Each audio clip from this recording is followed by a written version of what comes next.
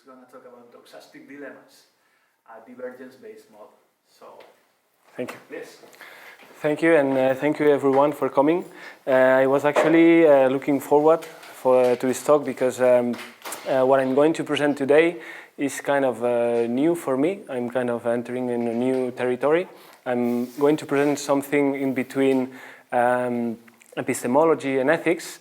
And as I say, this is something that is in a way, new for me because I have, well, it's the first time I try to do some research in this topic. And in this sense, I think that it can be especially useful to, to have some feedback because I might be missing things. And I think that it can be very useful to share these ideas with you. And I want to say also that even if you are not very familiar with the things I'm going to talk about, still I will be using some examples, and I think that everyone might have certain intuitions trigger with the examples I'm going to use. So feel free to share these intuitions with me because it's one of the reasons why I think it can be useful to share this work. So before starting with the main ideas of the talk itself, I wanted to share the process that somehow brought me to this topic. And even if the process itself is not particularly relevant or substantive to the ideas of the talk, I think that sharing it with you might help you to understand what's my worry here and where I'm coming from. So last semester, earlier this year, I had the opportunity to teach for the first time in the university, and I taught theory of knowledge 1 and 2, and I thought that it could be interesting in theory of knowledge to speak about Miranda Fricker epistemic injustice. So some of you might be familiar with this idea of this notion. It has been very relevant both in philosophy and influential as well outside of philosophy. Fricker distinguishes between testimonial injustice and hermeneutical injustice, right? Testimonial injustice would occur when prejudice or stereotype causes a hearer to give a deflated level of credibility to a speaker's words, right? So usually the cases Fricker has in mind involve stereotypes related with race, related with gender, but sometimes as well this kind of testimonial injustice might occur simply because we hear that the speaker has a particular accent, and this automatically influences the credibility we assign to the speaker. Testimony here has to be understood in a very broad sense. Any kind of interaction between two speakers usually involves testimony, so don't think about this as framed in a kind of legal context or it's like more general than that. So here, in explaining this sort of epistemic injustice, Fricker uses or relies on the notion of stereotype, which plays an important role in this sort of testimonial injustice, right? And here, interestingly, Fricker follows more or less what's mainstream in social psychology in thinking of stereotypes in a kind of neutral way. So usually, maybe in ordinary speech, we tend to think of stereotypes, or stereotypes have a kind of bad connotation, but here Fricker uses the notion of stereotype merely as some kind of association which is widely accepted in a community between a particular group and one or more properties that are associated with this group.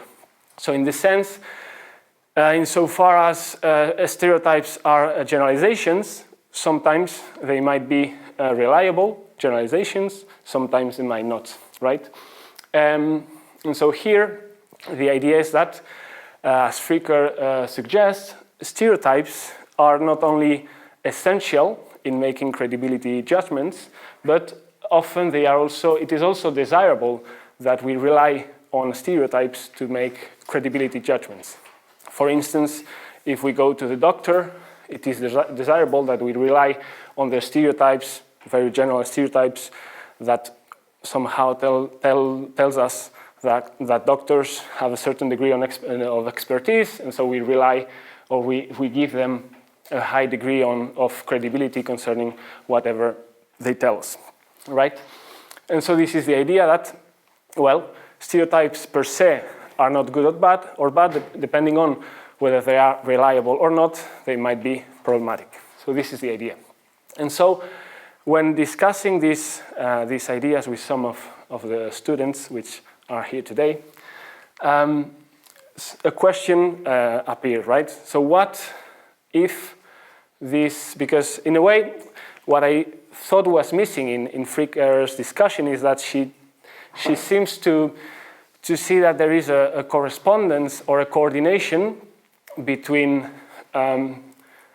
epistemically problematic stereotypes or stereotypes that are not reliable and stereotypes that are morally or politically problematic, right? And usually it is like that. Usually you can think, for instance, of the sort of stereotypes involved in these sort of credibility judgments. For instance, if one were to think that women tend to be more emotional and less rational, insofar as this stereotype is false, we can see very clearly how it can lead to this sort of testimonial injustice and how it can lead to harm, right? But I started thinking, what if we have reliable stereotypes, which are not problematic from an epistemic point of view, but still are morally problematic, right? And this is something that Fricker doesn't discuss. And so the first question was, are there any such cases? And I started thinking, and well, it turns out that it's not that difficult to come up with these sort of cases, which might involve certain social groups and so on, which for different causal reasons might be involved or might be susceptible of, be involved in certain generalizations that even if true or reliable might be in a sense also problematic, right? So if there are such cases where there is kind of a tension between what is morally acceptable and what is epistemically acceptable, how to deal with them, right? So that was the question: what should we prioritize, the moral ought or the epistemic ought? Should we conduct ourselves as moral agents or as epistemic agents? We could frame the question in this way. So probably very naively, when I started thinking about this, I was thinking, whoa, I'm into something here, and I was like with this sort of excitement, that thinking, well, maybe no one has ever thought about these kind of things, and I felt like, maybe I'm here entering in some kind of uncharted territory, and it's my chance to make a huge contribution to philosophy. And this kind of excitement lasted for 30 seconds. The time it took me to go into the internet, start reading some literature, and realize that there were hundreds of papers, and there is almost a subfield discussing these sort of ideas. So I was a bit disappointed, but then I said, well, still, I'm going to try to make some contribution. So the paper or the talk is my attempt to engage in this debate. So just to give a broader picture on the sort of conflicts I have in mind, sort of conflicts where it seems that the epistemic enters in tension with the non-epistemic or the moral. Just some examples. For instance, some authors have argued that there are some norms involved in friendship that demand for certain epistemic partiality. That friendship, in a sense, involves trusting of friends, and this sometimes might require from us to not care that much about the evidence, but follow a certain relational norm that requires from us to not be as sensitive to the evidence as we should, because we have a duty related with friendship to trust our friends. So there is here discussion on that, and this is a case that might involve this sort of conflict where the epistemic reasons for a belief enter in tension with, in this case, norms related with friendship. Another case, more general, would have to do with general pragmatic normative reasons. This case has been discussed by Reisner. Here this author thinks about situations where there is a lot at stake from a pragmatical point of view, so that we should ignore the evidence.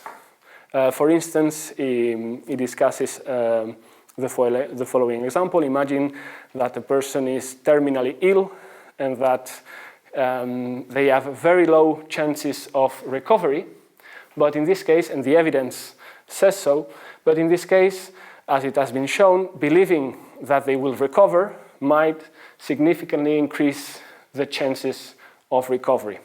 So in this case, one would say that despite the evidence, or even against the evidence, one should believe that they will recover because this increases their chances of recovery. So this is the sort of scenario where, again, there seems to be this tension going on. The last example would be one related with racial profiling. These cases involve generalizations that in a normal context would be acceptable because of statistical evidence, but they involve certain social groups, so that the generalization that otherwise would be acceptable is not because it can lead to certain harms.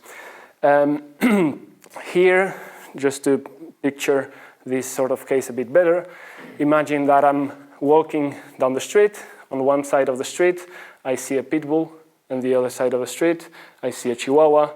And so I form the belief that, I am more likely to be beaten if I go by the side where the pit bull is than the side where the chihuahua is. This, one could think, it is forming this belief is epistemically justified based on statistical evidence. But of course, as you can probably already imagine, if we change a little bit the example and instead of dogs, we put persons of certain social groups, then it seems quite problematic to hold or to form this sort of belief. So again, there is this tension here going on, right? So the idea here of the talk is to discuss two ways in which people have dealt with these sort of cases in the literature. On the one hand, I will discuss moral encroachment. This is the idea that moral, or in general, non-epistemic considerations encroach or somehow intervene in what it is epistemically justified. So that, as I will discuss later, what this author suggests is that non-epistemic factors, political, moral, and so on, play a role in determining when one is justified in the beliefs, epistemically justified in the beliefs. So that, in a way, this is the idea that the non-epistemic or the moral encroaches in the epistemic, right? On the other side, we have people who want to keep apart the normative dimensions related with epistemic considerations and the normative considerations related with the moral.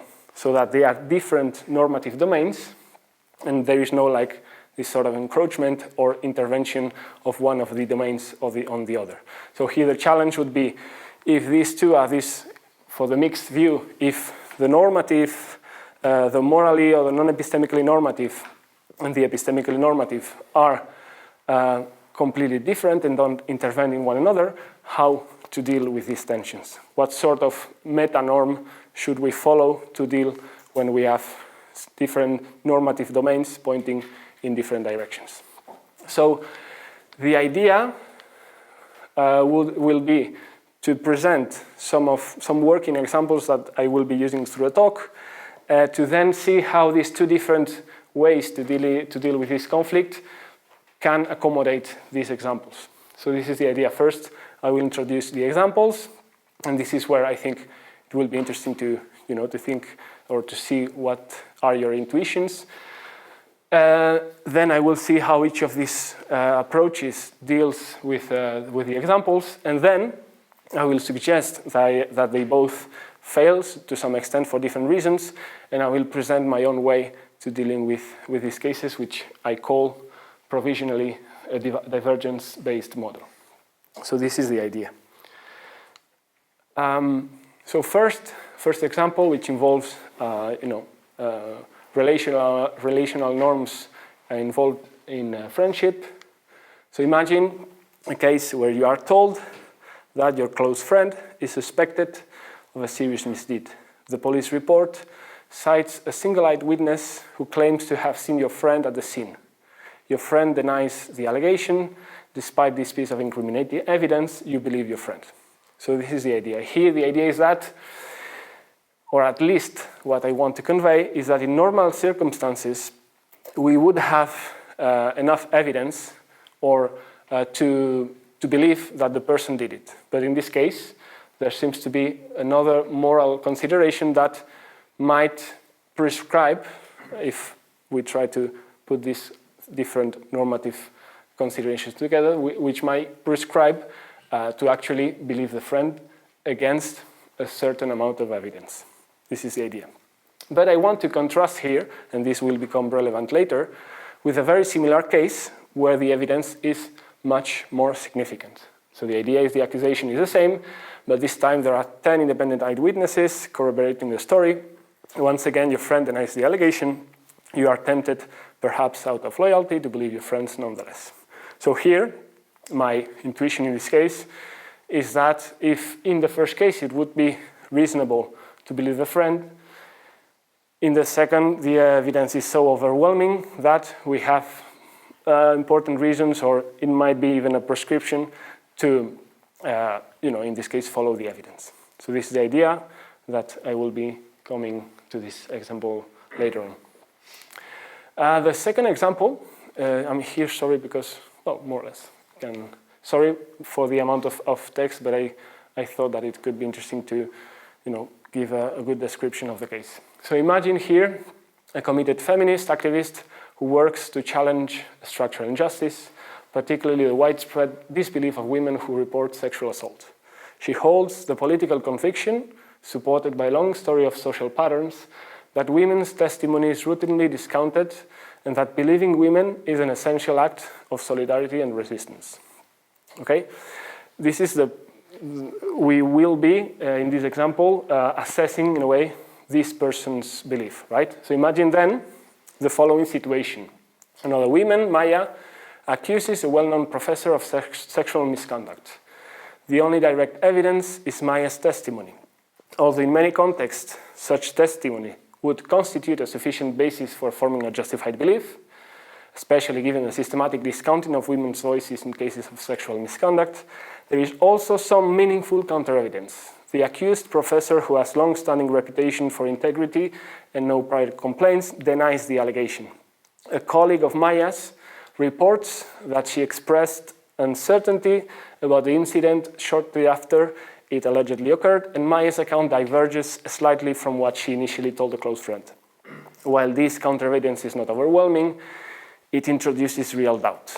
The activist recognizes the epistemic ambiguity, but given the political and moral urgency of affirming women in the face of long-standing silencing, forms the belief that Maya is telling the truth. So structurally, this is a similar case, or at least is what I think, to the first example, where there is a certain evidence against the belief in this case, but we have, in this case, important political and moral reasons to, in this case, to believe the accusation. But again, this is the idea, we could slightly modify the example just to suggest that there is much more evidence against the accusation. In this version, a detailed investigation uncovers a strong counter-evidence. Multiple eyewitnesses contradict Maya's timeline, text messages reveal inconsistencies, and even allies within the activist community express doubts. Maya maintains her accusation. The activist continues to want to believe her, But forming that belief now flies in the face of overwhelming epistemic reasons. So this is the idea that there seems to be an amount of evidence that seems to be overwhelming, or that seems to weight more than the moral or political considerations.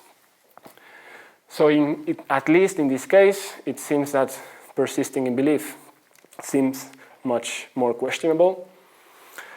But still, it might feel like withdrawing from belief might still constitute a form of betrayal or a lack of solidarity, of a lack of commitment. So here, the idea is that there might be a conflict between epistemic conscience and political ideals, right? So, considering these two examples in this, each with its own variation, let's see how encroachment theories deal with them. So, the idea again of encroachment theories, again, is that non-epistemic considerations, moral in general, pragmatic, yes, can influence the epistemic status of a doxastic attitude. Usually, when talking about epistemic status in this context, people is thinking mostly about justification, right? So, moral considerations influence whether a belief is justified or not. This is the idea. And so, although encroachment theories take different forms, the general idea that all of them share is the denial of epistemic purism, which is the idea that epistemic justification or epistemic status in general depends only on epistemic considerations, mainly related with evidence, right? So, usually the most popular way that encroachers use to deal with these cases, or how the non-epistemic encroaches the epistemic, is the idea that the evidential threshold necessary for a belief to be justified shifts depending on the moral considerations. So this seems to work quite well. If there is a lot at stake, we would require more evidence to be justified. So if you think about the previous case as well, about the dog case, in one case, we have enough evidence to believe that we are likely to be beaten if we go to this, or we are more likely to be beaten on this side of the street. But given the moral stakes of the second case, where it's not about dogs, but about people, we need, the threshold of evidence is higher. So we wouldn't no longer be justified in the second scenario. This is what encroachers tell, right?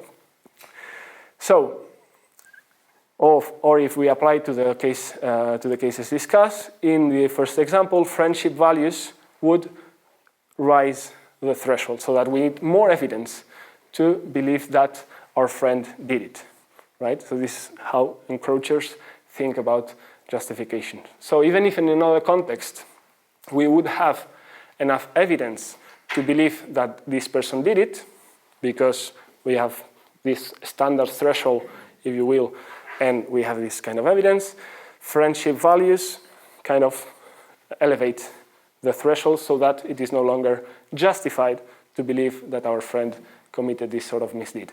But again, or still, there is a threshold, so that in the second version of the first example, the evidence is so much, let's say, that even this higher threshold is met or surpassed, right? So this is how encroachment theories would deal with the first example. In the case of the second example, encroachment theories would have to commit to what is called the symmetry thesis. So this is the idea that if, as encroachment says, moral stakes can elevate the threshold, they should also be able to lower the threshold, so that we should be able to believe against the evidence, right? And this is something that must be happening if we want to understand the second example through the lens of encroachment theories. So in this case, this is the idea. Non-epistemic considerations not only increase, but also decrease the evidential demands for justified belief. So in the second example, we have a situation where the evidence, in the first case of the second example, would not be enough to justifiably believe Maya. But given the political and moral issues at stake, we should lower the threshold so that the evidence there is enough to believe Maya. This is the idea, that we have not much evidence, but the threshold is lower because of moral considerations. But still, there is a threshold, so that even if no evidence at all is met, we can think also about a case where even if the evidential threshold is very low, it is not met, which is what could be happening in the second version of the second example, right? So it does seem that encroachment theories can explain in a way the kind of doxastic change in the prescription from in each example from the first version to the second one. Yes? So what was the problem then with encroachment theories? The problem I see is that in a way what encroachment theories do is dissolve the normative conflict. They actually erase the possibility of genuine tension between the epistemic and the non-epistemic, because the non-epistemic encroaches in the epistemic. But what I think is that actually there is this sort of normative tension in both cases discussed, right? So encroachers, in a sense, must commit to the idea that, at least in the cases discussed, there is no divergence in what we should do as moral agents and what we should do as epistemic agents. But what I think, and what I will try to argue, is that actually acknowledging that there is a divergence and that there is an independence of normative domains reflects better our experience in a way. So let me be clear on that. I do believe that moral and epistemic considerations must be taken into considerations when evaluating beliefs and when prescribing a certain beliefs, but I don't think that we should encroach these considerations into the epistemic. So I want to defend in a way that we have reasons in these cases to follow the political or the moral odds, but this is not something that we can understand in epistemic terms. So that if someone decides, or in a situation there is a lower threshold of evidence required, actually the person is not epistemically justified. She's not being epistemically sound, but she's following another normative reason which has to do not with epistemic considerations, but with another sort of epistemic consideration. So this is the main idea. That, again, non-epistemic considerations participate in doxastic prescription, but not by encroaching in the epistemic. This is the idea. So this is actually one of the ideas of what are called mixed views, right? So the idea that we want to keep apart what is epistemic and what is non-epistemic. The problem then, or the challenge is, how do they interact? How to assess when they conflict, right? So this is the idea. One example is Reisner's account, who proposes or suggests that these two domains must be kept apart. And he offers a mechanism to deal with these cases where the two dimensions conflict, right? And he calls this the diffusing function. So according to Reisner, when the pragmatic reasons exceed or meet a certain critical value, then they silence epistemic considerations, and epistemic considerations are no longer relevant. However, if this critical value is not met, we should only take into consideration evidential or more generally epistemic considerations. This is the idea. So if you remember the example I discussed at the beginning, in a case where, for instance, my chances for survival depend on believing that I will recover. This is, in a sense, this is the example he uses. The critical value has been met. I have overall reasons to believe that I will recover, and in this case I shouldn't care about the evidence that I have. So in this case, the critical value has been met.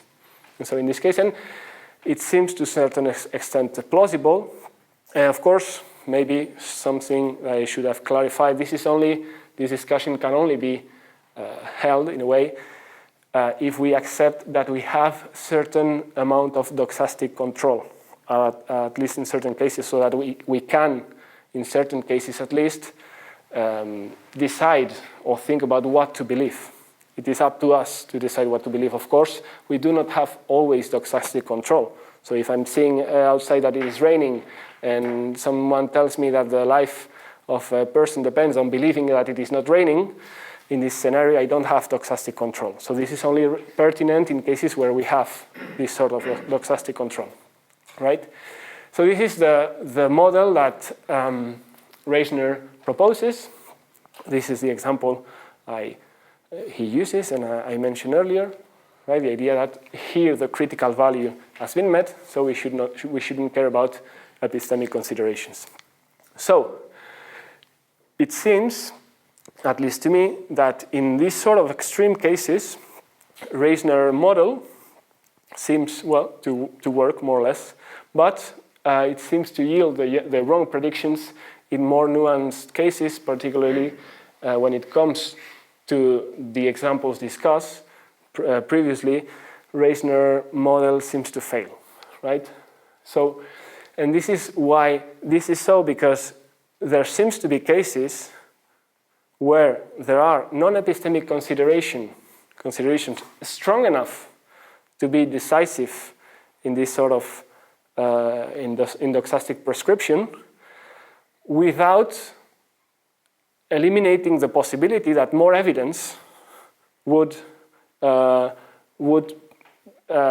somehow alter the prescription, the normative prescription, right? And this is actually what happens in the examples discussed. So we have, in the two cases before, a situation where in the first case, for instance, consider the case of friendship, when in the case where there is some evidence against my friend, but there seems to be a friendship-related relational norm influencing or participating in the doxastic deliberation, so that it is plausible to think that there is a certain amount of evidence, but here it is in this doxastic deliberation, the prescription to believe our friends is at work. But if we follow Reisner's model, it seems that once these sort of non-epistemic considerations are involved, they silence epistemic considerations, so that if trusting a friend is significant enough to ignore evidence in a case, no matter how many or how much evidence we add to this scenario, that we should still keep trusting our friend. And I think that the example I discussed shows the opposite, that there is a certain degree to which it might be reasonable to trust our friend against the evidence, but if the evidence becomes overwhelming, then we might deliberate again. And this sort of, the Reisner's model is unable, I think, to explain this sort of change of prescription, right? Because remember that once pragmatic considerations play a part in doxastic deliberation, this means that epistemic considerations are silenced. And this, of course, occurs as well in the second example, where it seems plausible and reasonable to believe the sexual assault accusation against a certain amount of evidence, but if the evidence becomes overwhelming, it is at least more challenging, or there seems to be reasons to reconsider the doxastic attitude. So this is a problem, right, for Reisner's account, how to accommodate the apparent change in doxastic prescription that occurs in the examples discussed. So, what I suggest against this is what I provisionally call divergence model, which is actually, in a way, quite humble, because what I think is that in these sort of cases, there is no prescription or what one ought to believe is not determined, all things considered. So the idea is that, in a way, the epistemic normative dimension and the non-epistemic normative dimension are incommensurable. We cannot compare. We cannot deliberate in this sort of situations that we have genuine dilemmas in this case. So this is the idea which is behind the divergence-based model. But we can at least use a kind of regulative metanorm, which, although does not prescribe in each case what is the doxastic attitude we should have, it can help navigate in this sort of tensions between different domains pulling towards different directions. So here the assumptions behind this regulative metanorm, which I will formulate in a second, is that very simple assumptions. Norms can be violated to different degrees, and the bigger the divergence, the stronger the reason to avoid it. So it's very simple. So if we take into account these assumptions, the idea is that one ought to minimize divergence from the relevant normative ideals. So of course, this does not yield a prediction in this sort of normative tension, but it can tell us, or it can at least provide a sort of assessment of how worrisome or so is the divergence that is occurring. How far are we getting from the ideal? So I say this metanorm does not yield prescriptive conclusions because, as I said before, does not assume that the epistemic and non-epistemic are commensurable. But although it does not prescribe doxastic attitude, sorry, missed my train of thought. Yeah, so here, and this might not seem very satisfactory because we might have certain strong intuitions regarding the examples. The model I try to defend is that there is no actual prescription in the examples discussed, right? So there is no correct solution, correct doxastic attitude, but at least the model is compatible with the change of doxastic attitude because, again, the model explains that in the second case, the divergence from the normative ideal is much more significant, so that this could be a reason for prescriptive change. Maybe someone still remains convinced or wants to, in the first case, trust their friends against all the evidence. And the limitation that I will in a second discuss, the limitation of the divergence-based model is that it cannot say that this person is holding the right belief.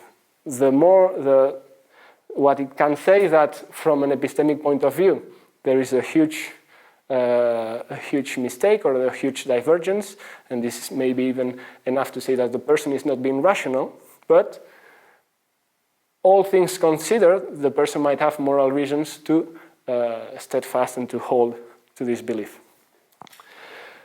So, even if this might be a weakness, that it is not prescribing doxastic attitudes in these sort of conflicts, well, it might be also its strength in a way, because, as I said, the absence of prescriptive force in this model does not mean that anything goes. It can still track increases in norm violation, right?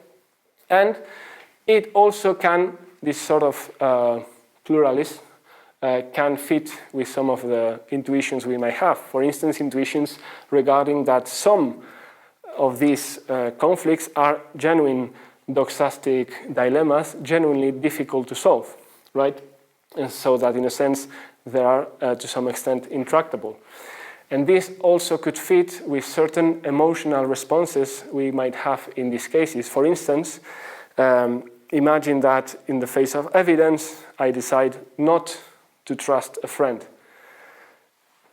It seems in this sort of case that we both might have reasons to, I might have good reasons to not trust my friends because there was evidence, and I'm in a sense following or giving priority to the epistemic ought in this situation, but it seems like my friend also might have reasons to be angry at me and even to decide to break friendship because I failed to satisfy a norm, in this case related with friendship. So in this case, these sort of situations where my friend said, well, yes, you were fully rational, but still I expected from you to trust me because we are friends. So I think that these sort of situations where, you know, there is no clearly one person doing the right thing and the wrong, but simply there is a plurality of normative dimensions. And I think that this kind of framework that considers these dimensions to be incommensurable might fit with this sort of picture. So the conclusion would be that if, I don't know if it is, but if the world is normatively messy, well, we shouldn't try to, you know, articulate models that artificially tidy it up. Maybe it's simply there are genuine dilemmas and there is no all things considered way to solve them. So this is the idea. This is very much in progress, and I'm looking for your comments. Thank you.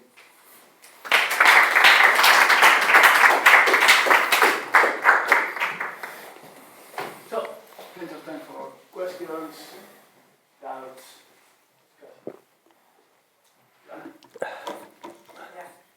Thank you, Iñigo. I have a couple of comments. They are very nice. I never thought anything about this. So, speaking about the examples, I have some doubts, and I don't know if I'm getting right what you are intending to explain. So, first of all, you started talking about stereotypes. Mm-hmm. What's a stereotype? Because if we are talking about a doctor, it's my stereotype that makes me believe that he has some experience and knowledge. That's a stereotype that I have about doctors? Or is not my knowledge that this person has had a degree and some experience and some, I don't know, that makes me feel that I can trust him? That's different from believing that blonde girls are stupid, I don't know, a nonsense stereotype. So what's a stereotype? So one thing important about the stereotypes is that it is not something, I believe, that one holds individually. So they are widely shared assumptions in a community, even if not necessarily, of course, everyone holds this assumption, but it is to some extent widely, or at least in a community, a shared belief, which is actually not necessarily reduced to a doxastic or a belief. I mean, so in the case of the doctor, if it is only you based on your experience that relies on the doctor because you have previous experience with them, this would not count as a stereotype. A stereotype, as Fricker at least defines it, is a widely held assumption or widely held association between a group and one or more properties attached to the group.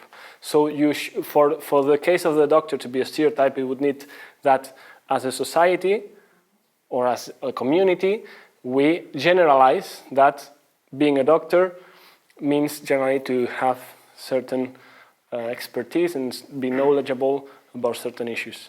But is it a stereotype even if it's like grounded in facts or knowledge? Because it is true that to become a doctor you must have some experience. So it's something that I can take for granted quite, I don't know if I'm explaining myself.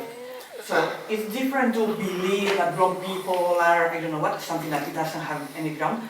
But it's not that as a society we share, and no, I know that if you are a doctor, you have studied 5 years, then you can be a bad doctor, that's for sure. But at least I know that you, I don't know, I have some...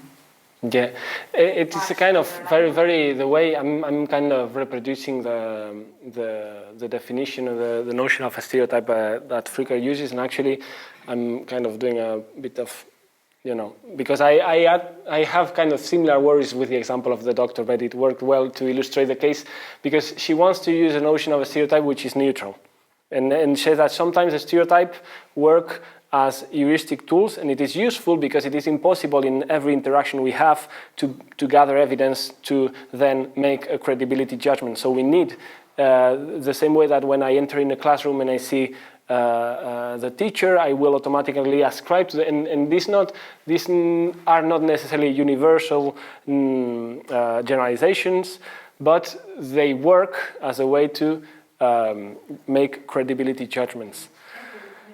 And it is very general, so there might be different ways that a stereotype gets this kind of degree of generality. Maybe it is not it is a very general notion, but it was kind of the way to enter in the more general topic. Or yeah, if I can continue. Sure, one. Yeah. Okay. I think the same problem with, I think, part of the examples, but especially, for example, with the dogs and the... I have reasons to believe that a pit bull is more dangerous than a chihuahua or whatever. So I have stereotypes about these two kinds of dogs, but I have reasons and facts, and they are physically different. I don't know. So one kind of a dog is more dangerous than the other, in fact. But that doesn't translate to having feeling more in danger with some race as a human race and not the other. Mm-hmm. So if I feel that that it's more dangerous to go from this stereotype, I guess we are all thinking about black people or someone like that. I'm exploiting a stereotype that is not grounded in fact. And being afraid of a pit bull is grounded in fact. So I don't know how we can translate one thing to the other, or am I missing something?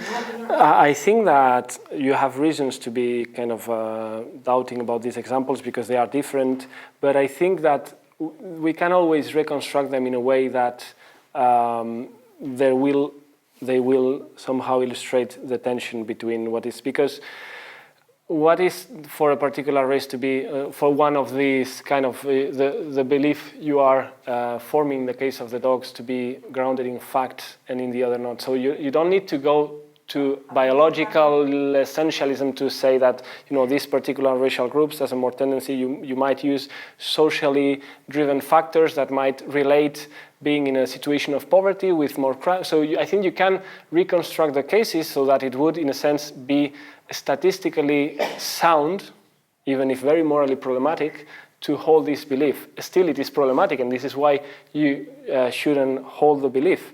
But it's any statistically grounded right way of making us believe that one race, human race, is more dangerous than the other? I don't know, but it is very easy if instead of racial prejudices, you use gender stereotypes. Okay, now I can write out. and you can find more like less provocative examples. So thinking that if I'm going to jail next week to do a course on chess or whatever, believing that it is more likely to find people of a certain profile, it might also be problematic, and it might be also, I might have reason not to hold this belief because I might kind of, ascribing properties to a certain group. So I think that although it might be sort of difficult to construct, the tension that they exemplify can occur. One of the first cases I was thinking very, don't think very problematic, but thinking, for instance, assuming that when you are introduced to someone, assuming based on statistical evidence that the person will be heterosexual. So in this case, a statistical evidence might support the belief. But in supporting this belief, in having this belief, you might actually perpetuate a problematic heteronorm and so on. So I think that there is cases of genuine conflict. Maybe these examples are not the best ones, but I think that they are. But Do you have more questions? Okay. I'm actually on the next one, so. No, it's not exactly a follow-up, but I have. Come on, there are more questions. Yeah. But I have some doubts concerning the examples also. I don't know. I'm new to these discussions. I mean, I don't know them, and maybe because of that, I have problems for understanding the last proposals and so. But especially, I have some problems with some of the examples. They weren't clear to me. So my question would be, I mean, isn't there literature saying that, well, there isn't such a conflict in these examples? Because, for example, the one concerning that you should believe your friend. I don't know, maybe I should change friends, but no, I mean, you know, I would say that we all have friends that, you know, is your friend, but you know he's a sort of a bastard. So if you have a close friend. Well, I mean, maybe I shouldn't have them as well, but no, I mean, come on. And even a friend that knows that you are not going to believe him, and still we are friends. I mean, So, well, yeah. I mean, First, that example, it's not totally clear to me that because they are my friends, I should believe them. Probably, I mean, I'm a friend of them because I know them, and therefore I have reasons to believe that they wouldn't do that. But those are epistemic reasons. I mean, I know them.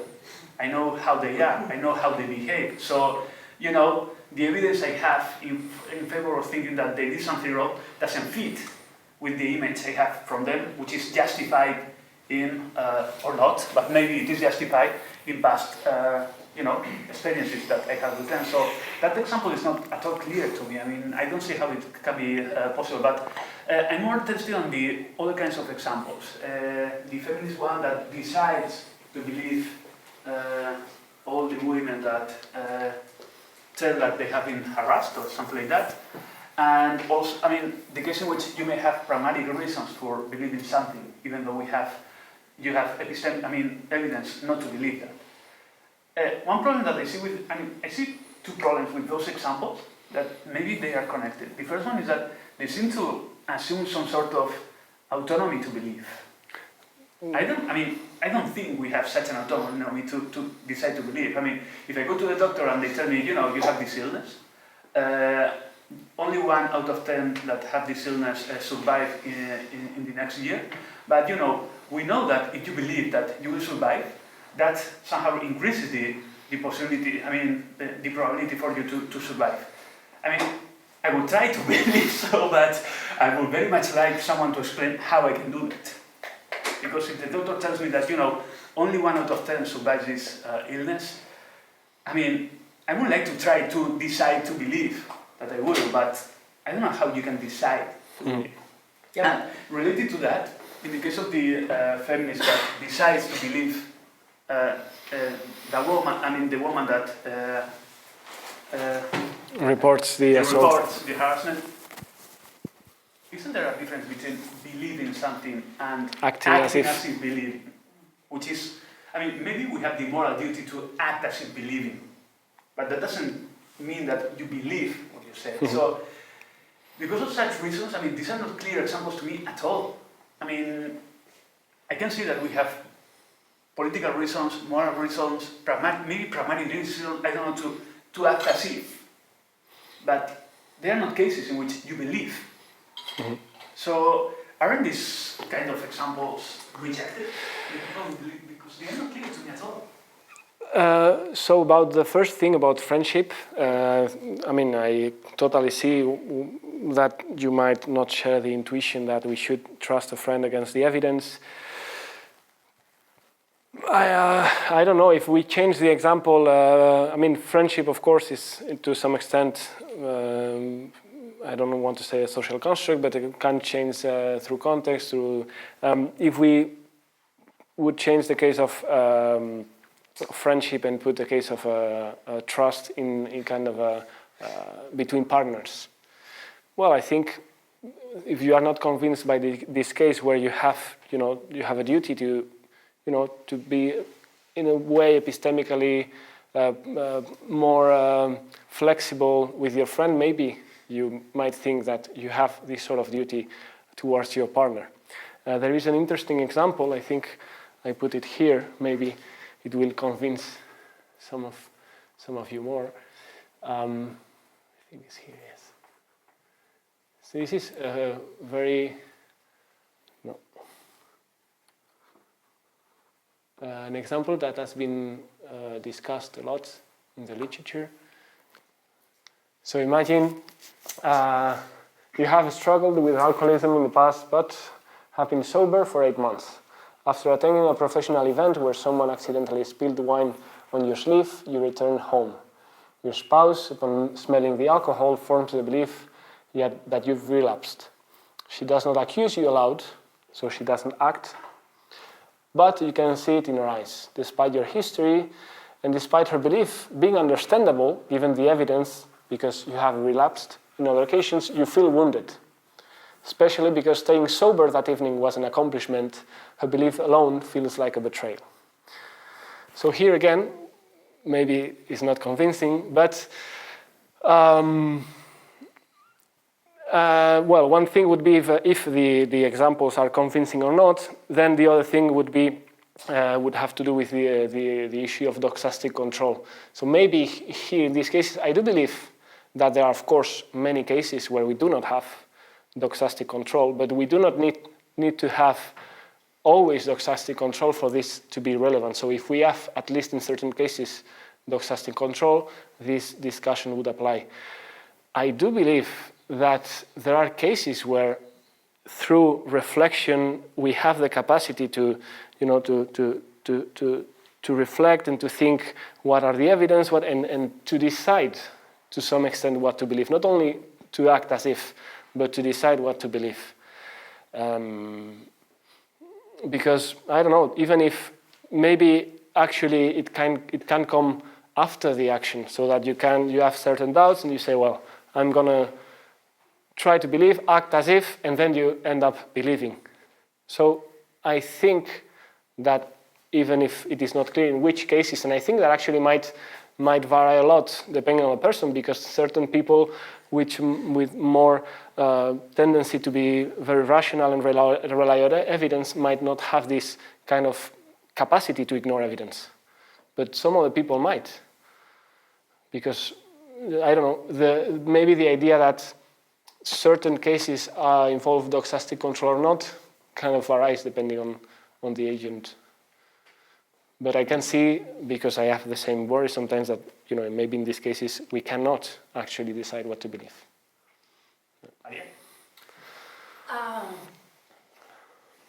Yeah, I think it's a small comment. I got the impression that this dichotomy between epistemic and non-epistemic, so you have like moral and epistemic. I got the impression that in many of the examples, the friend's example, whatever, you have like the emotional part is on the moral. Kind of like you trust your friend because there is a trust relation, because you love your friend. And then epistemic is where you have the reason, even when you have sickness, you believe against, So the epistemic part is where you have all the reasons and all the rational parts. And then, and I was thinking of the encroachment maybe, but the other way around. Obviously not. Obviously, oftentimes you really feel like you want to do something, but rationally, you know that it is not the right moral thing. And you know that because you have thought about it and you have your reasons to believe that you have to share. I want to eat all the chocolate, but I know it is ethically correct to share the chocolate with you because I like Kant and whatever, because I'm a Kantian or whatever. And fuck Kant. But what I mean is, I got the feeling. So you said we have to keep them apart, the epistemic and the non-epistemic. And this is just a comment. I was just thinking in my head. Well, I mean, but it also goes the other way around, right? It seems to me this is always like the emotional is at the moral. You trust your friend because you love him or her, even though there is, maybe the rational thing to do in a case where emotion is not present would be, oh, there is some evidence against you, I don't have any emotional connection with you, so I will follow it. And I wonder if that's a point, and I wonder whether, Well, I do not think in terms of, I haven't, maybe there is a sense in which it seems appealing to link the emotional side with the non-epistemic, but I think in this in terms of duties. So perhaps the emotional can be a guide to, sometimes it is, to the moral duty or something like that. But I think that if really there is a moral duty involved in friendship, it applies no matter what your feelings are about it. Okay, so yeah, that was basically just to clarify. So it's not because you love your friend. No, it would be an objective duty that you have towards your friend, and this is what friendship actually is, according to the people defending this sort of views. Yeah, that would be like So, whatever. So you follow that. yes, and you have a duty, and the same with a partner, maybe the case of the political commitment is a bit more tricky to see the duty there clearly, but I think it can also work there. I have kind of, I don't know, it's a personal case with a friend which has this kind of understanding of friendship which is very linked to loyalty, and when we were younger and we used to go out, he had a tendency to get involved in problems. And I used to be very critical with him, and he always kind of was, angry at me because his understanding of friendship was that if it was the other way around, he would not be critical with me in those situations. He would then first help me and then perhaps. So I think that it might be something like that, or that at least in his understanding, it was a duty as friends to help him, not something that I didn't feel if what my yes. Okay. No, that was just because I was keeping them apart, and I was like, just like. Well, about the example, back to what you were saying, it seems to me when we are philosophical examples, abstract examples, which are very useful to put out from a methodological viewpoint, the various differences. But when you try to apply the example to real life or whatever, but this is the way to go, to use abstract examples, like in physics, for instance. Everyone come out with, no physics, but the theory of gravitation or whatever, which apply in an ideal world, they don't apply in the real world. So when you bring in the story, yeah, but you got friends, etc., and they got quite a few criminals, or whatever, so not been to prison because they're still friends. But to use this kind of, from a methodological viewpoint, to use this kind of example, abstract, to clarify, I think it's, from a scientific viewpoint, is the way to go. Which possibly they don't apply in every case in real life, because But from a methodological viewpoint, this is the way to go to clarify, and they like a lot. Yeah, thanks. Still, I can see how it can be problematic because, in a way, I'm using these examples to trigger certain intuitions, and if the intuitions vary a lot, then the work that I'm supposed to do, it's not completely met. But yeah. It clarifies the geography. It's a way to do it, seems to me, from a methodological viewpoint. I don't have any clear thing to say, but one thing you can go from examples that, for example, there is a case where if my friend is seeing an elephant in this room now, I can tell him, I don't trust you, but we are friends. And precisely because we are friends, I have to tell you that you are wrong. You have to call the doctor, an ambulance. Yeah. And in that case, my friend will accept that I am still your. In the cases you put, the problem is. But imagine that your friend has kind of hallucinations, because the case you put is very overwhelming, the evidence, and so it's a kind of case where it seems that as a friend the duty is.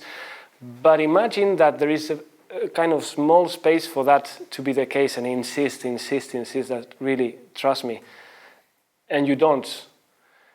wouldn't you would be right in what, because the evidence was overwhelming. You had nothing to believe him. It was completely crazy to believe that he was seeing elephants, but wouldn't have any reasons to feel in a way betrayed by you because he didn't trust them. The thing for me is that what seems to be relevant is that I am trying to preserve my friendship with the person. And in one case, I don't feel that fear of losing it because I am so sure that he is wrong. No? And in the other one, it seems to be that I might be not so sure. Is that the thing? But you don't see it as a duty. You see it as a mechanism not to lose your friend or something like that. You don't see a duty in trusting your friend. More so than you would if it was not. So the idea is not that this kind of relational norm involved in friendship is not, no one defends that we should trust our friend no matter what. It means that we do not apply the same epistemic standard that with another person. And if it's so, we accept this, then this sort of tension occurs. Okay. Because we are not only relying on epistemic considerations. So this is the idea, so that the intuition is not that we should trust our friend no matter what, but that they deserve, or friendship demands that we be epistemically partial. More so than, so, yes. It may be not, because friendship, yeah. Follow-up, because it also connected with him. So in this case, it's like typical. Your friend is telling you about a breakup, and you're like, yes, I support you. Yeah, that was horrible. And then you go home, maybe with your partner, and you say, all right. So it seems like part of that is you have to show trust. You have to support your friend. You have to make him or her feel better. I'm with you 100% of the way. Even though then, when you're alone or when you're your partner, you say, you know what, I'm not sure. I don't think he was seeing an elephant. I don't think her boyfriend was such an asshole. But you don't show it. And the case of when you're dying, I think in that case you can convince yourself in believing that you're not dying just for self-preservation. And the capacity of people of you cheating yourself is very high. So that's as an emotional, but in the case of a friend, I get it. Yeah, I'm with you and you go 100%. But don't you see there's something wrong in this kind of behavior? That I don't think and years later you go to your friend and you say, well, look, when I was supporting you, actually I believe that all the fault was yours. I'm not saying I believe you're wrong, but I'm not sure you're wrong. I know you need my support now. I'm your friend. You're in a fight. I'm going to defend you. Maybe then I'm going to say, what the fuck were you doing? I'll be there for you. But then, when I'm alone thinking, was Iñigo really right? I mean, was Iñigo's boyfriend or girlfriend really that? So, but I know you don't need my doubts right now. So that kind of, it's not that I believe whatever Iñigo says. But I support you because I know. And if I think you need somebody to tell you the truth, I will. Something like that. I think it's more or less compatible to think that there is a moral duty to act and to show, understanding and so on. But then, to believe the person. I think that there might also be some sort of moral duty in that regard. Because if the friend later discovers that you actually don't believe him or her, I'm not saying don't believe, I'm saying keep some healthy skepticism, I'm ready to believe you when you're alone. You're like, okay, maybe he was not really seeing an elephant. I don't know, maybe yes, but yeah. Like this is what Eckhart was a bit saying, but I'm not sure. I don't think it's that much important for you. Okay. Joanna? Yeah, I think I'm going with Maria and kind of developing what they are saying, because I do believe that friendship carries some duties for sure, but I think that the duty is not to believe your friend or to trust her. It's more not to act well, but not to act as if you believe him, but maybe to defend him, not to show publicly that you don't believe him. Maybe that's a good point. There are different points that you should do. And I'm thinking that maybe indirectly there is something that is linked to friendship that make us believe them more, but it's because... But it's a bias or something like that. No, it's familiarity, knowledge, you know. More evidence. Yeah, you have more evidence. And I think I have a real example that goes in line here. There is, I will try to make it short, there is an Instagram page or whatever that in which women can put their testimonies in anonymity, yeah. Anonymously, and you can sign out a body, okay? And they are very local, so like 1 year ago they started signaling people, and they were, some of them were quite nearby people because it's only Guipúzcoa, so. And we were talking about among ourselves, and what would happen if they signal some of our friends? We are like a group of friends. And the answer was quite clear and quite shared, depending on the friend they are signaling, because I would believe that some of them could do this, and I wouldn't believe that some of them could do this. And it's not because I love some of them more than the others, it's not because it's because I know them. And so it's not, I wouldn't be a friend if I knew that someone did some harassment or whatever. But I know a lot of things about them. And so if a girl comes now and says, this guy did this and this, wow, I can make sense of that. And if they do the same with another guy, it wouldn't be very difficult for me to believe that, because I know this guy. And so it's about knowledge and familiarity. And I can be friends in the same, I don't know if I'm... Yeah, and as I said, for you, the Doxastic deliberation relies on evidence. And sometimes with a particular friend, you have more evidence pointing towards the direction, and sometimes... I have a small comment about the feminist case, because for me, I think that I do have this belief that I will... I don't want to say that I will try to believe a woman that makes public an assault or yeah, something like that. But maybe the other way around is clearer for me. I wouldn't believe what the professor said.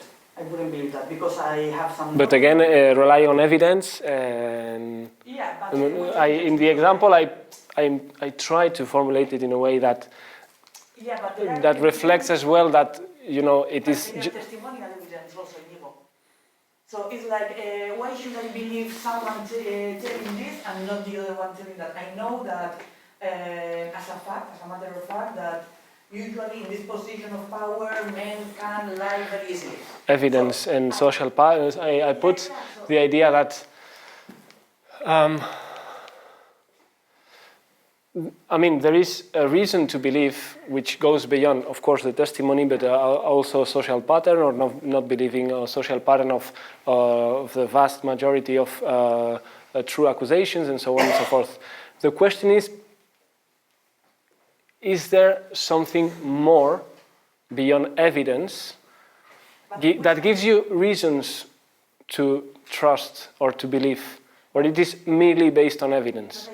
We evaluate these evidences, and when we are evaluating these evidences, these testimonial evidences are evaluated based on all the information that I have, like from society, and it would be very different. The example, if I saw something, for example, if I saw the girl coming, I don't know, if she's saying that Thursday happened, that this Thursday she went to the office and the professor did whatever, and I saw that it was a lie.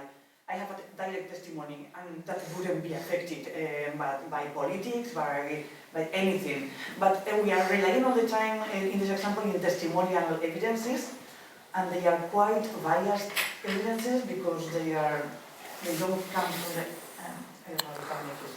I think, yeah, you do. What I try to convey in this case is a situation where you have kind of, you have enough counter evidence to be suspicious of or at least to doubt. It wouldn't be irrational to doubt the accusation because there are certain counter-evidence. You can transform the example as you wish so that you can find this spot where there is kind of doubt. And what I try to convey is that, well, in this sort of scenario, there is a moral duty that can outbalance and outweigh or prescribe belief in the accusation, in the report. Because apart from the evidence, which is usually enough, so I don't want to say that believing, when you believe in assault, usually you do because of irrational things not based on evidence. There is generally very good evidence that it is epistemically sound and rational to believe an accusation. But if we compensate, and this is why this is a bit long, the example, with certain things that might, shed some doubt, is there also a kind of moral duty, given to also, this is the idea. So maybe the problem is the example is it conveys that usually trust in this kind of reports is based on political commitment. This is not the idea I want to convey. I think, and this is why I say such testimony would constitute a sufficient basis for forming a justified belief, especially given the systematic discounting of women's voices and sexual misconduct. So I try to put the example that usually is enough, the report, but in this case it seems that it is not. What I wanted to say was that I may have reasons to want to believe Maya's testimony, but I also have reasons to not to believe the professors, for example, the reputation of foreign interview. Well, I don't give a shit. So if the professor has, I don't know... I mean, it's evidence as well. No, but I know that this usually can be a total fake, that we have seen... But you said before that it depends on the friend. If you discuss in group, depending on the friend, you would... So this is the idea that is at work here, that, in this case, the accusation is someone that you have certain information about that person that would at least give you doubts on the... So this is the idea. So...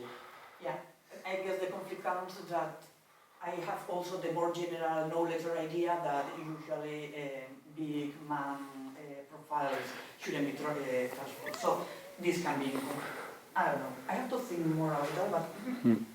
Yeah. Okay, let me, so if I have understood, yes, so maybe we are like confusing or exaggerating a bit your claim. In reality, your claim just says that in case that moral prescribes a little bias, then there is a conflict between epistemic and morality, but you don't need that moral prescribes you to always trust your friend. No. Just when there is a little bias, that's enough for that conflict to exist. Yes, this is it. Yes, that there is in certain cases, normative pressure to believe the friend, even if it's not decisive, but there is something there in the case of friendship. So then I think it's like a little comment. We are like moral, it means we need to define what is moral, because if we understand moral in a Kantian way, I guess Kant would say truth is the most important. If you have to choose between telling the truth and die, I am interpreting Kant in a naive way, but you must die before telling anybody a lie. So then there would be no conflict, I guess, if you formulate it in the precise way, but there are many ways of understanding moral.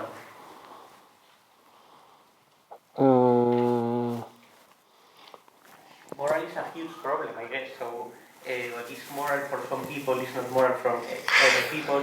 What is theoretically moral from some perspective of theory, for the point of view from theories, is not from another, I guess. So yeah, I would say that here at least I am kind of assuming a kind of realist attitude towards moral, but I don't see that clearly what you mentioned about Kant, that he would say that you have always to prioritize the truth. There's a famous example where a murderer enters in your house and asks you, is your cousin here or not? And I don't know if he reasoned telling that for the fact that we should tell the truth. But here the conflict, or what I think he emphasizes, is more that you should not care that much about the consequences of your action, but that you should rely on to deliberation, you should rely on the duty. So that no matter if the action ends up with very bad consequences, the duty is to tell the truth. Exactly, but there is a duty of truth, so there is a duty of... But the duty, I don't think that clear that is... That's the Kantian view. But the Kant could say that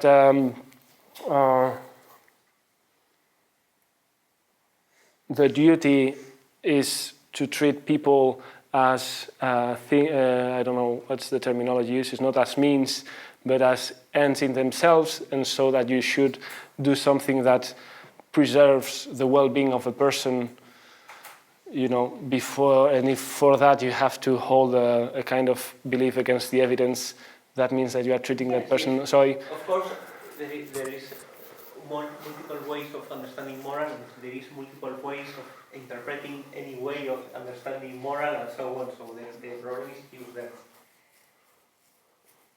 And just a little comment, no, I don't know if it's so that related to the topic, but it's an experiment, and I don't know if you know, but it is interesting how moral is sometimes related with groups, behaving to a group, and it's interesting how much the fact of behaving to a group alters our epistemic consideration.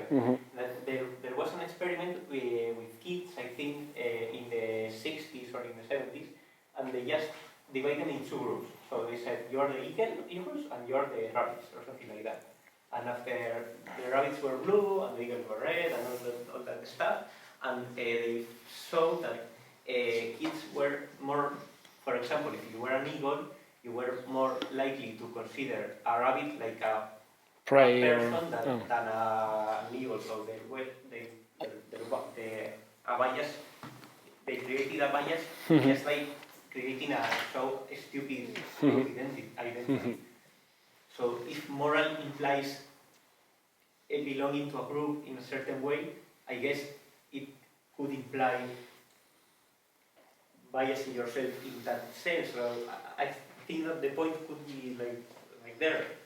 Well, but I think that we can adopt for this discussion kind of a realist attitude of morality in general, like this kind of metaethic position.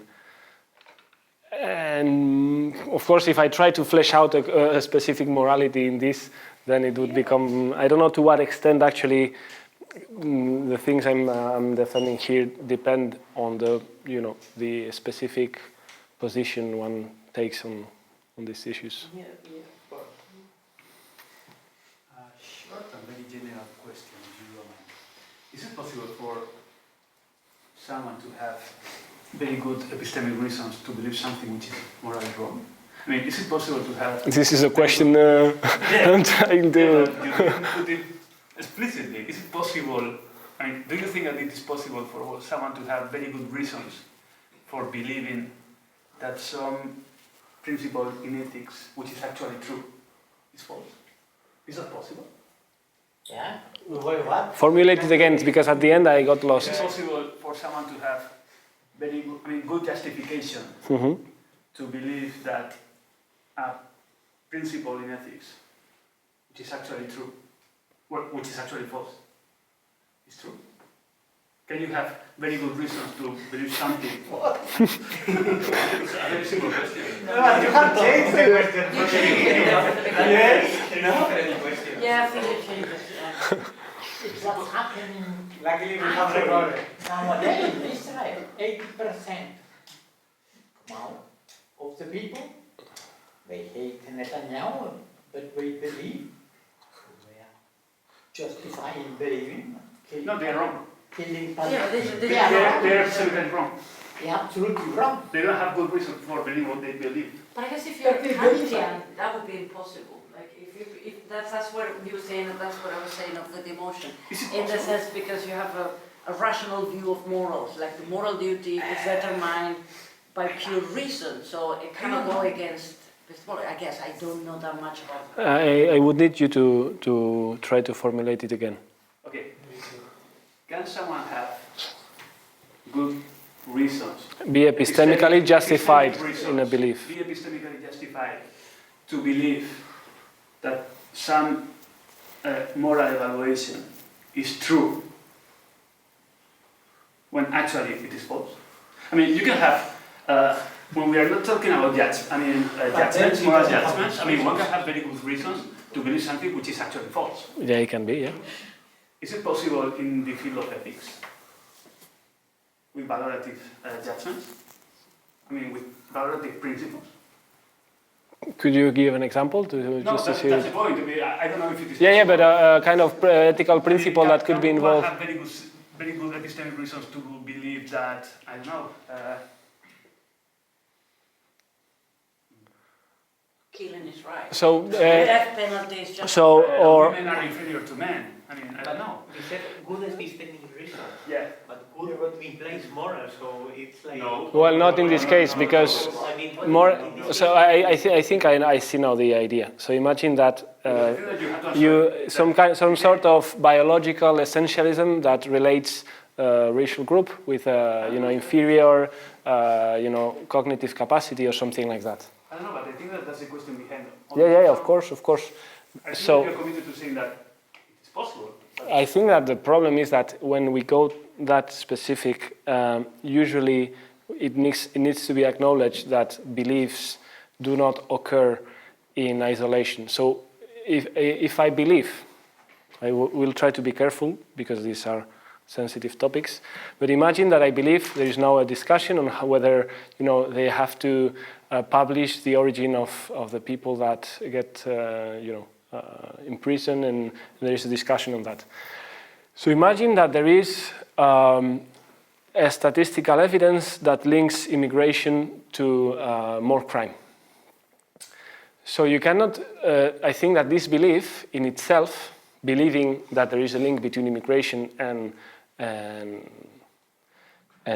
crime, cannot be assessed in isolation, because maybe I think that this is the case, but I have many other beliefs that associates that I do not link, for instance, like this sort of situation based on biological factors or race or anything like that. But I think that when people are in a situation of marginality, when they are exposed to poverty and so on, it is only natural that you have less resources, and you have to survive, you have to find other ways of survival that sometimes might involve crime.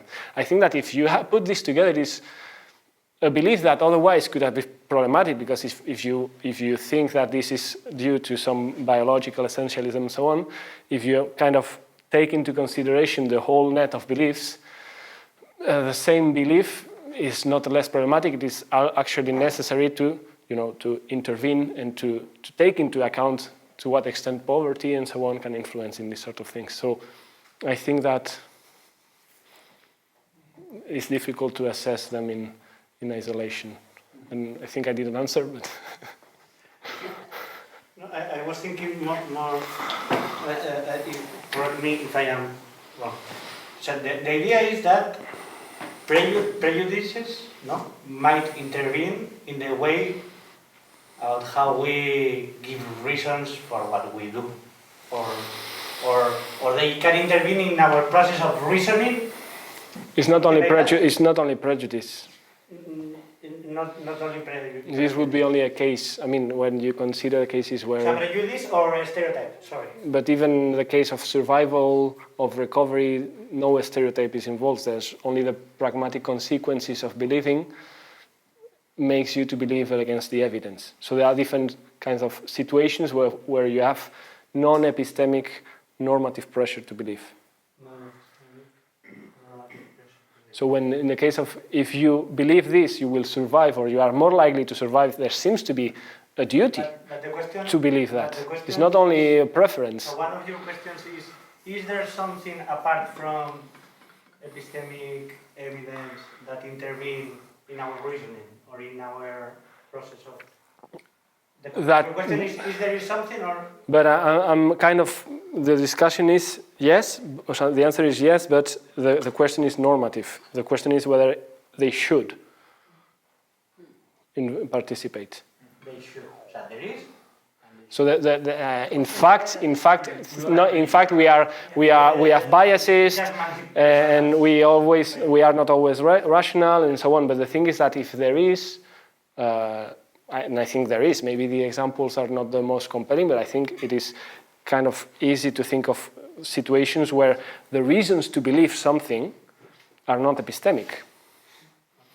And so once we acknowledge that there are such cases, my conclusion is that, there is no kind of one and for all solution, but in the case of, for instance, the extreme case where, the friend, you decide to believe your friend against all the evidence, the most I could say by endorsing what I am defending here is that you are being very rational epistemically, but you are being a good friend if, or you are... In cases, the person is conscious somehow about this process. There are many cases where you cannot decide what you believe. So these cases, we must leave them aside. But I was thinking in the examples of why we have decided in some cases to make anonymous the CVs. Because we know that the stereotypes about people intervene in how we evaluate the CV. Mm-hmm. So in those, you are not having in mind these cases because you cannot. No, because in this case it seems to be a very clear case of bias. So that they should not intervene in these cases because it would be unfair. But there seems cases where not Justified bias in this case. justified bias, unjustified bias, yes. But I suppose the bias is always unjustified. Well, depends. According to you, not always. Well, but I wouldn't call bias to trust a friend. Well, maybe yes. Yeah, it depends on how you use bias. Yes, yes.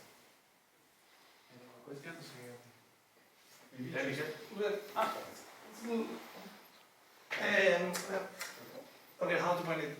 It's like I understand what you are trying to say to explain. The point is maybe from a very rationalist perspective. For me, even when there are some epistemic facts or that justified whatever with example we're talking about, and then some non-epistemic conditions. Mm-hmm. So to me, at least, it can. Maybe that's a very rationalist point of view, but I would say that it's possible to translate and explain these examples as at the end epistemic conflict. I mean, we have some evidence. We have some other evidence, but there is a different relation, different feelings toward those evidence. And at the end, the point is that I don't ultimately buy there is a non-epistemic conflict at the end. It's like you have some evidences about the third time example, a third time point, a third time whatever you want to say. And those feelings. I think about duties, not about. But I see what they are. The point is maybe that's the point. No? I'm thinking a very rationalist way. They are not duties. Not duties, and later I'm not trying to be like motivist or to link to these evidences feelings. But it's true that I don't even when we have these duties, these pragmatic links we do to these evidences. Like I don't at the end see how there's a non-epistemic and epistemic conflict when we can translate these non-epistemic pragmatic accounts or pragmatic other things in evidences. No, so at least we have the feminist case. She has some political ideas, and those political ideas we can translate them in some statistic evidences. The point is that she has the relation between these evidences and the evidences that have been given are different.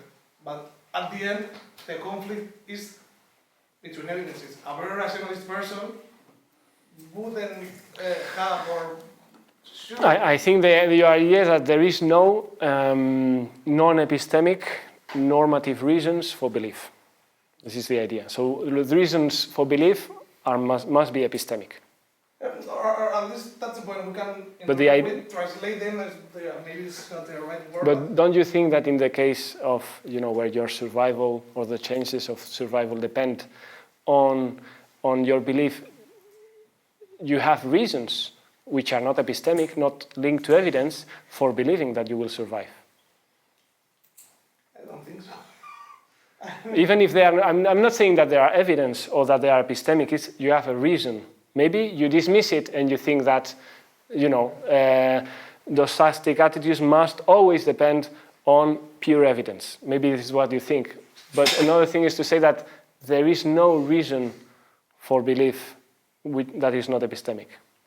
I don't know if... I know I see it, but I don't relate it. I think that every,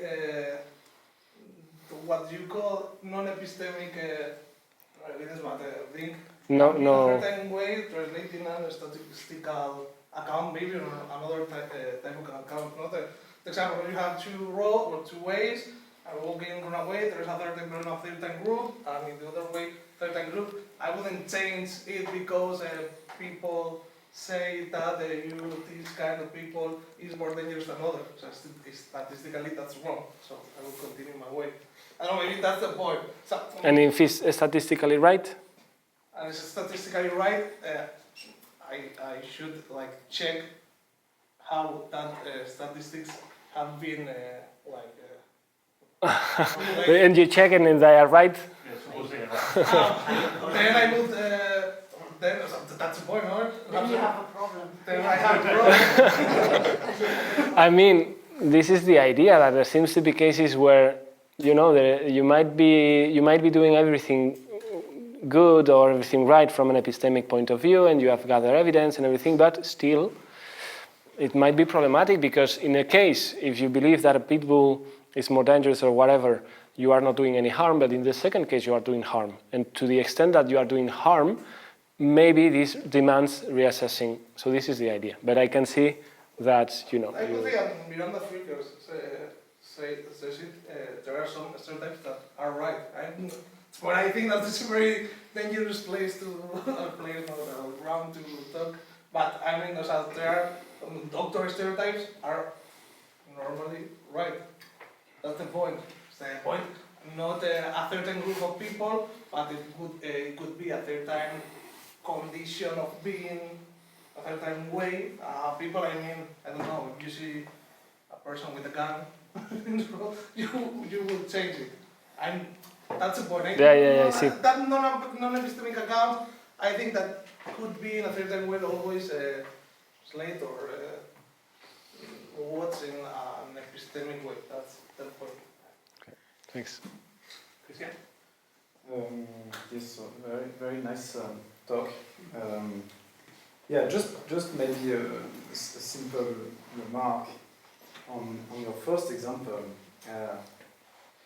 I thought that I'm really no expert on morality, but it seems to me to be more of an example where the affect or the love is biasing, having a bias on your rational. I don't see the moral duty in here, but I do believe that it's a real phenomenon. You are. Yeah, I mean, one thing is that whether it happens, and it probably does. The other thing is whether it should, and whether friendship involves. But I think that I will have to change the example. I don't think the example is wrong. I think it's an overwhelming example of a problem of something affecting your rational. But it's important whether distinguishing whether the descriptive and the normative side, whether it happens, and it is, and another thing is to say that there is kind of a duty, and this is what I'm trying to convey. There is a duty. Friendship involves a duty, to be more flexible or partial regarding evidence. For this, maybe the second example is a bit more, it's a bit more fine. Yeah, maybe. Maybe because, I mean, friendship is kind of very diverse phenomenon. I think it triggers very different intuitions depending, but there is a discussion going on this, so.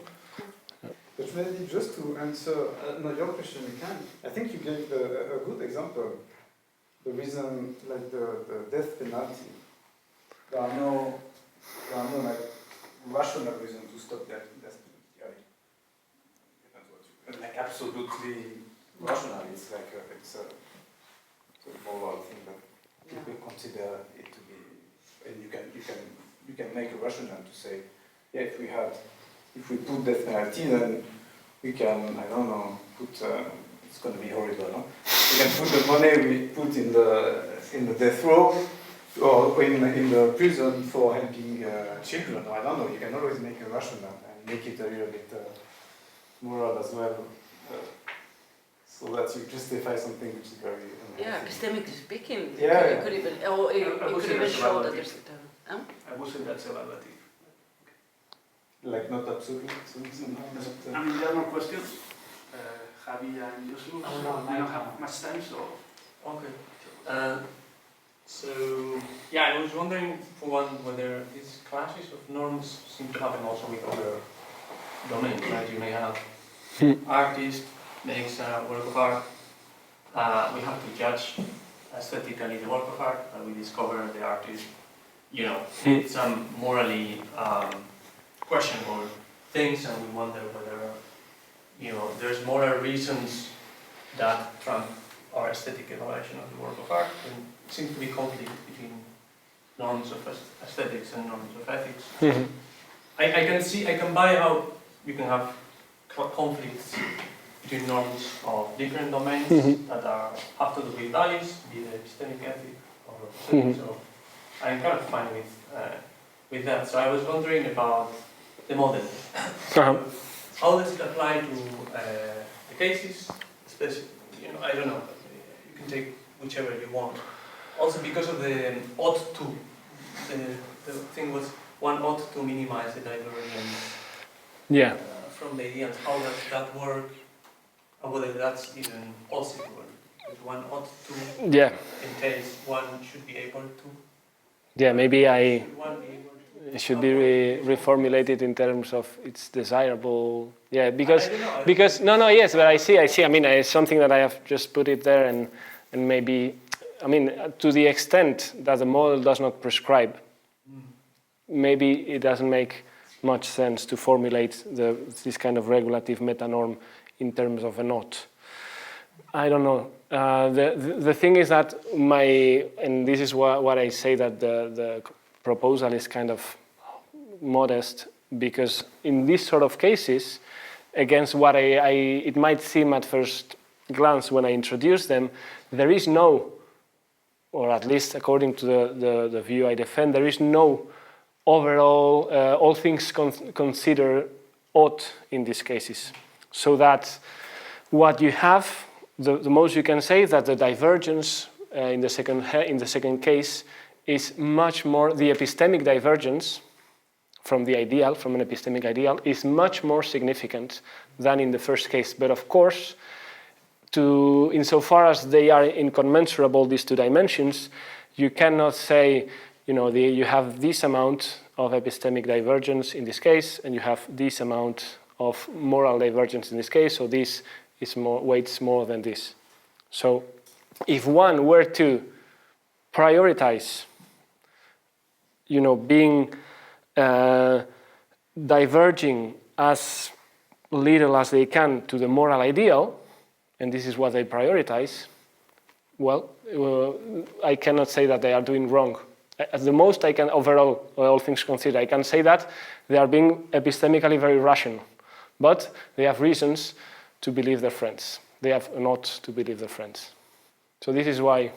But I want to know, what is it that you wanted to convey with the one ought to do blah blah? What's the purpose of saying, because you cannot avoid entering into these conflicts, like they happen, they just happen.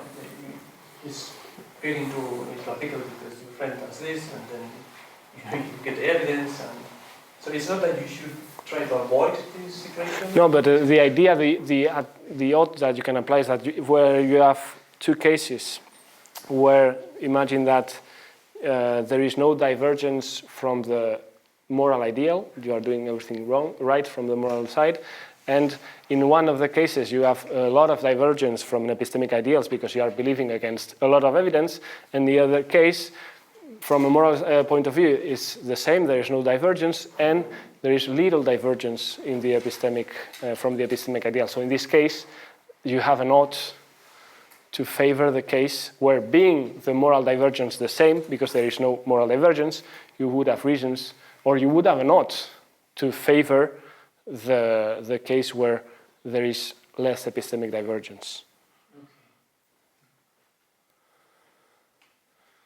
I can give you a couple of minutes if you want. No. We can see later. But it's true that maybe putting it in this way does not,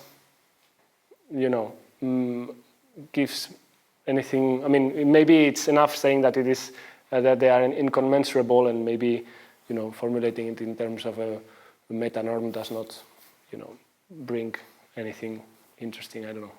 I should think about that. Okay. We'll leave it here. Thank you very much, Iñigo. Thank you.